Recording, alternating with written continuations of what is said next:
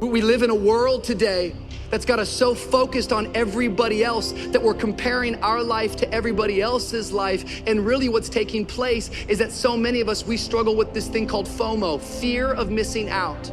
The only way that you actually step into happiness and joy is when you put the focus on where you are at and get engaged with the thing that you're doing.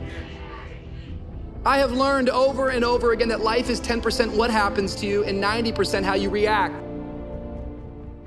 That life is going to happen, and you're gonna set up a plan, and you're gonna have a vision, and you're gonna hope that it's gonna turn out perfect. But what so often happens in life is that things get burned and things go the wrong way. And it's in that moment that you're gonna have to choose your reaction.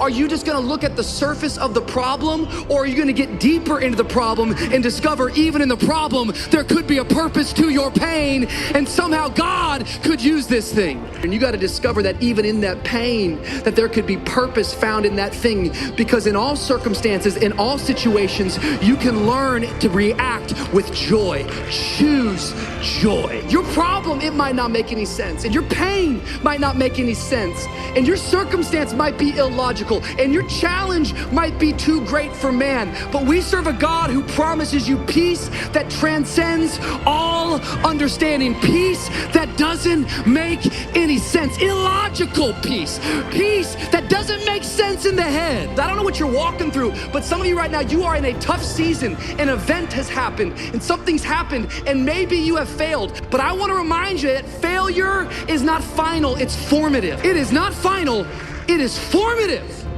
It is part of the process. It's part of the journey. Your failure matters as much as your success. How do you think you're gonna grow if you don't ever fail? Yet some of you have failed and you have decided, well, guess what? I'm a failure. No, failure is an event. It is never a person. Just because you failed doesn't mean that you're a failure. In fact, failure is actually fuel for your future. The way that you grow, the way that you advance, you have to fail in order to succeed. I wish I could get a witness at 12:15 who knew that they've gone through some failures, and just because you failed doesn't mean it's final, it's formative. Failure's part of the story. It's shaping you. It's part of the story. In fact, think about this. If those s'mores would not have burned, we wouldn't even be talking about them. The story would have been great s'mores and move on. It's the fact that we failed, it's the fact that we got burned, that we even had an opportunity to pivot and to react the right way to even tell a story. And you need to hear it today, that it's forming your future. It's pushing you forward. Yet if you're not careful, when you fail, you have a choice to make.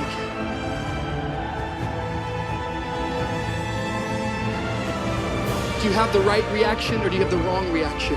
You need to change your mind, because some of you are thinking about giving up because you're in a season of failure. But just because you failed doesn't mean that God doesn't have a bright future in store for you.